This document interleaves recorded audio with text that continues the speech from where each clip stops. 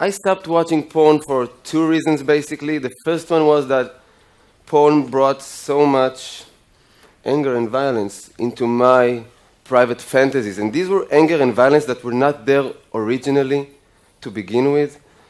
And I did not want that for me anymore. This was not me, and I decided to just put an end to it.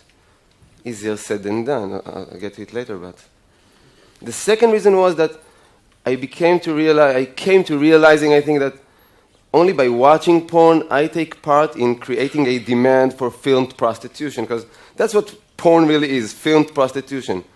Porna stands for prostitute, graphia stands for documentation, and prostitution was nobody's childhood dream, okay? That it is always a result of trouble and distress. Now, I became aware of that gradually when I was volunteering with men and women in prostitution, some of them victims of human traffic, serving aid in brothels, under the bridge, in street corners. But you don't really need to do all that in order to understand how this mechanism of porn and prostitution works. Because porn as a genre, it's not about erotica or healthy sexual communication. It is all about male domination of women, subordinance of women, not only as a sexual practice, as a way of being, as a genderial hierarchy in this world. Like if we would ask porn, if we were to ask porn, how does it define something as sexual? What qualifies, what defines something as sexual? Porn would laugh in our face. What defines sexual? Whatever men find arousing. Men find it arousing to choke a woman, to have brutal sex without one touch, hug, kiss, tender caress. Well, then it is sexual. It arouses men to see a woman or a child cry. It is sexual. It arouses men to rape a woman. Well, then it is sexual. In every mainstream porn gallery on the web, we can find the rape category, side by side with the humiliation category, abuse category, crying category, and so on.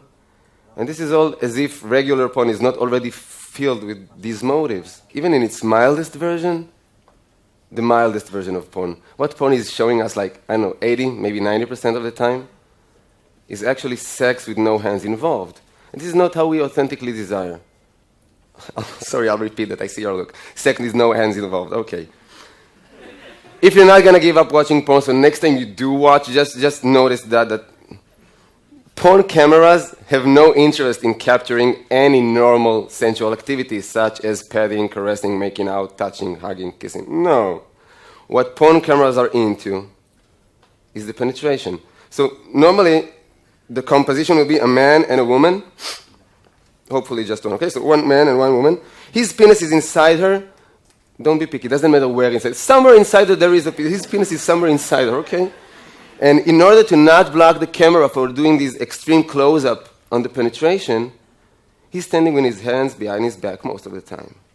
And the woman is in this uncomfortable position, and she needs to handle the penis inside her without damaging the hair or makeup work done on her, because that's money invested and time invested in her, without disturbing his aggressive movement, and mainly without blocking the camera. So the result is that we got two people having sex, different shapes and acrobatics or something, but they're having sex when the only body parts that actually touch each other are the penis and the part being penetrated. No hands involved. Now, I talk, 250, 300 times a year. Soldiers, students, pupils. No one has ever come up to me and say, Ran, that part with sex with no hand thing, that was my authentic desire. Like when I was 11 or 12, I never wanted to kiss anybody or touch them. I was not curious about that. It was all penetrations to begin with. No one has ever said that.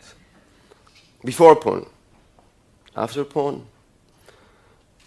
In my private fantasies before watching porn, there was always a very strong narrative. And the narrative was of sensuality and mutuality, which means that I had always imagined what I will say to her. What would she possibly answer? What options do I have to respond? In real life, it never works like I planned, but it was super important in my mind in terms of arousal, the build-up, the location, the setting, where will it be? What are the circumstances of me and her being all alone all of a sudden? How will this bodily inflaming between us will emerge step by step. It was super important before porn. After making a habit out of porn,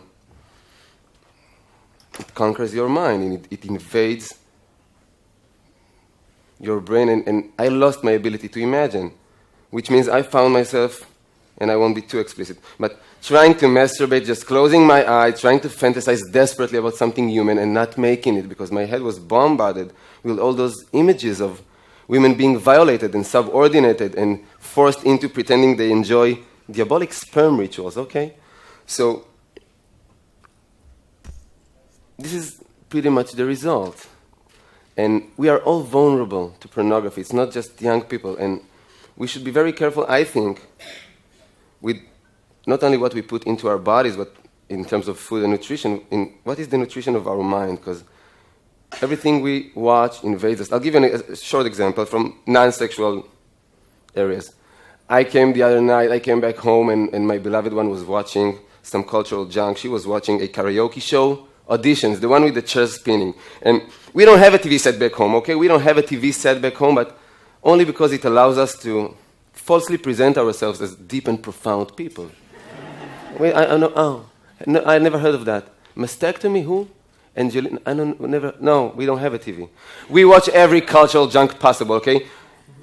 Not me, not her, we don't contemplate about l'existence. We download stuff, and we download all cultural junk. So I'm watching this 20 minutes karaoke show, and it was so boring and tedious, okay? 2 minutes talking, 4 minutes blabbering about it.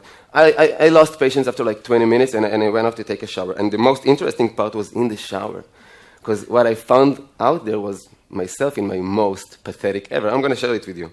I want to feel that you actually accept me and love me, so I have to share my most pathetic, and you have to accept it now. I don't know until I got over myself if it took me, 5, 7, 10 minutes to realize that I'm standing under the water in the shower, pondering severely what would have been my song for the auditions. Deep and profound, mind you. I won't be doing this Rihanna, Lady Gaga, I'll be doing Mercedes Sosa, Como un pájaro libre. I'll be doing a cover for Bob Dylan's Blind Willie McTell. Ain't that deep and profound? I had to realize that I'm an idiot because I have no talent for music. More than that, I never wanted to be neither a musician nor a singer-songwriter. This was never a part of my inner world of wishes. Okay, but I'm a human being. What can I do? I was watching that for 20 minutes. It entered my brain for a while. So if we take this example and we just try to measure or estimate the impact of 20 minutes of watching no matter what, how it invades our mind and conquer our wantings and desires, let's just try to imagine, or I can share with you orally, what is the impact of 20 minutes of watching porn once, twice a week, nothing unmoderated. It's overtaking. And porn is in our households whether we want it or not, and I believe that it does not agree with our well-being. And because we have internet in the Western world all over the place, almost in every cellular phone now, we've got 90% of 12-year-olds watching porn on a regular basis.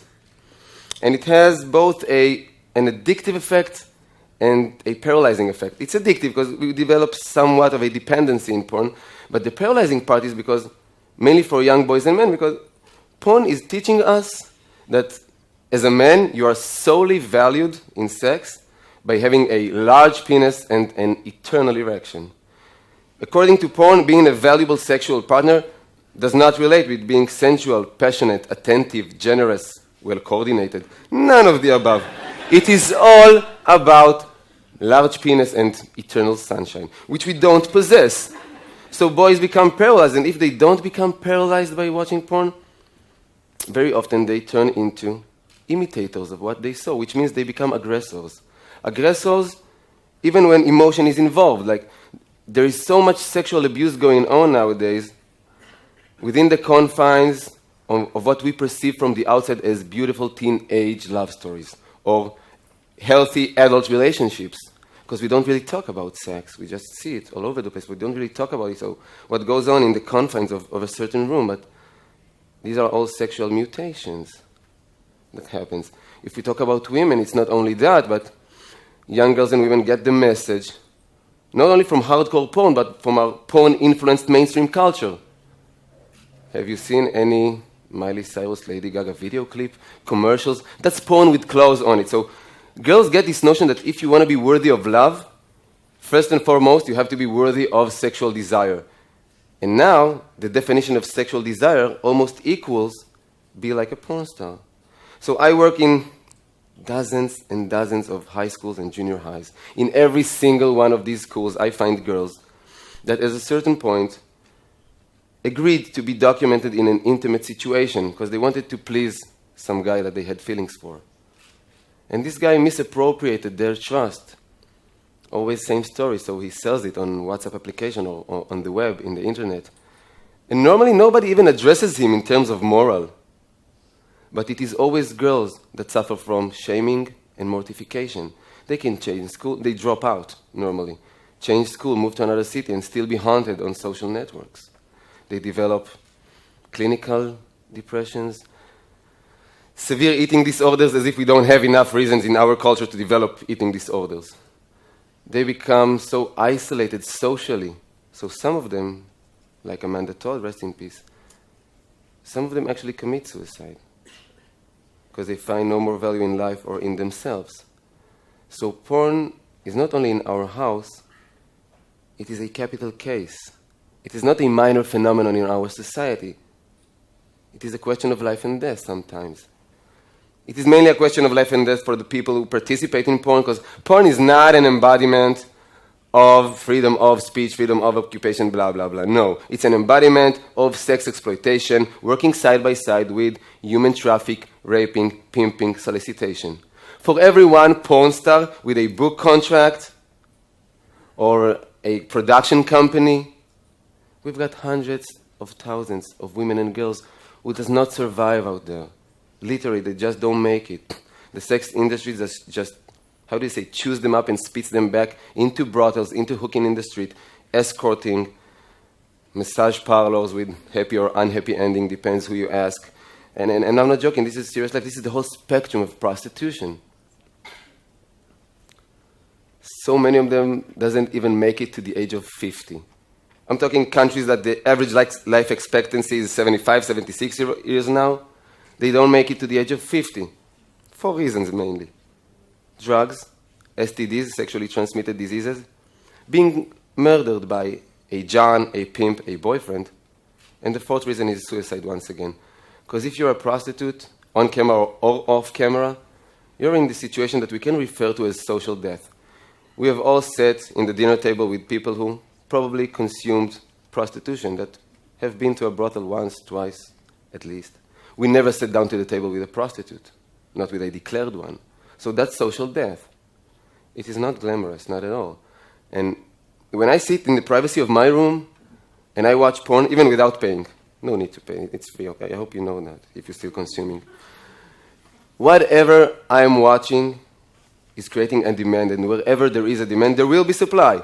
There's a correlation. If I watch pornography of black older women, somebody is going to go out and pimp black older women.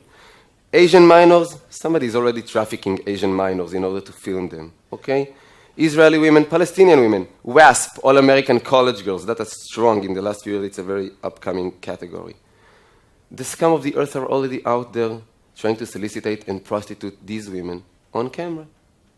So I stopped watching porn for my personal well-being, my intimate communication, my private erotic life, my, reclaiming control and responsibility over my mind. But by doing that, I actually stopped contributing to this horrible sex industry, and that's a good thing to do, I believe. And I would really like to propose that notion of physically and emotionally safe sex. Emotionally safe sex. It does not mean going back to be conservative or unliberated sexually. I'm all for sexual freedom. It just means that we need to put genderial hierarchy aside, subordinates aside, and bring back in, let's just say, laughter as a critical mass for intimacy. Two souls, two humans, two souls alone in private.